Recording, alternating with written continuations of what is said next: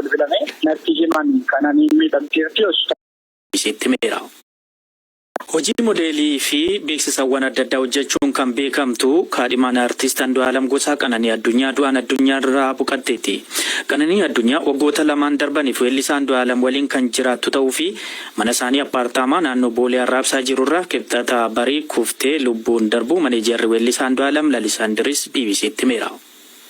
Hangammaatti wanti nuti beeknu Farii toora isaatii 11 yeroo dhiyaatutti bilbilame natti himan kanaan miidhamteerti hospitaala galteetti nu qaqqabinaan jedhanii akka ani immoo baalli Booranaa irratti gadaa Booranaa irratti hirmaachuuf gara Booranaa deemeen ture. Reefuun gara Finfinneetti deemaa jira bakka sanatti argamuu hin dandeenyeen ture.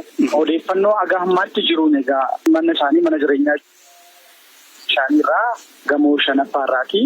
Akkamiin akka isheen kuftee fi maal akka isheen taate qorannootu godhamaa jira. Akka ammatti dhageenyetti immoo gamoorraa of darbachuu isheeti. Sababa maaliif akka of darbattee sababa maaliitiif akka murtee kana murteessite garuu wanti qabatamaan nuti beeknu yookaan dhageenye hin jiru jechuudha. Mana eessatti argamudha? Mana dhuunfaa appaartaamaadha moo mana? Manni isaanii Sanshaayinii Dudduubadha naannoo Arraabsaati. Achi galuu achi jiraatu waggoota tokko oliif mana isaan keessa jiraachaa jiranidha. Nagaadhumaan akka isaan dabarsaniin quba qabaa kaleessa.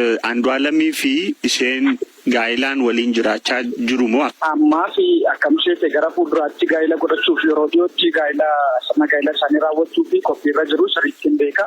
Haala gaariitiin illee itti adeemaa jiru waan hundumaayyuu kanatu dursee kana isaa dura garuu kaadhimaama walii ta'anii namoota waliin jiraatanii garuu gaa'ila godhatanii ofiishaalii gochuu fi sochiirra turanii jechuudha. Tole hammamiif waliin jiraachaa turanii? Almost kana jedhee qabatamaan waggoota isaatti immoo hin beeku ani garuu kan hin beeku yoo xiqqaate waggoota lamaan kana wajjin jiraachuu isaanii nan beeka. Andu'aalam kilaba akka hojjetu hojii kilaboota adda addaa keessatti akka hojjetu hin beekna tarii guyyaa kaleessaa waliin dabarsaa turan. Andu'aalam albeema isaa erga gadhiisee kilabii hojjechuu dhaabee jira. Qophii guutuyyuu kan taasisaa jirru koonsartii albeemichaati. Albeemichi ji'oota ja'an tokko erga dhaggeeffatame sagantaa tuurii qabna turre koonsartii biyya keessattis biyya alaattis sanaaf qophiirra jirra turre. Raasee enterteenmentii dhaabbata jedhamu kan Andu'aalam mataasaa kan kananiin hoogganamu jechuudha. Kan dhaabbata sanaatti waan hunda tuttumurree sochiitti jirra. Koonsartii geggeessuu fi haaluma gaariitiin sochiirra turre. Biyya keessattis biyya alaatti. Tole egaa akkuma quba qabaattu tarii miidiyaa hawaasaa irratti wantoota adda addaatu adeemaa jira. Ta'ii kana hojii walii qabatee Andu'aalam to'annoo jala ooleera. Akka seera biyya kanaatti egaa ni beektaa namni kamiyyuu yoo of ajjeesis haa ta'u namni ajjeesis haa ta'u namni ajjeefamee tasa argames namni dursee argame to'annoo seeraa osoo hin taane qorannaaf jecha kennuuf ni qabama. Andu'aalamiinis yeroo ammaa kanatti isatu mana ishee geessee mana yaalaas erga turanii booda poolisiin jecha irraa fuudhuudhaaf Andu'aalamiin fudhataniiru. Odeeffannoon dogoggoraa maatii isaa waliin maal jedhu odeeffannoo dogoggoraati odeeffannoo sobaati. Andu'aalamiin fuudhanii jecha irraa fuudhaniiru.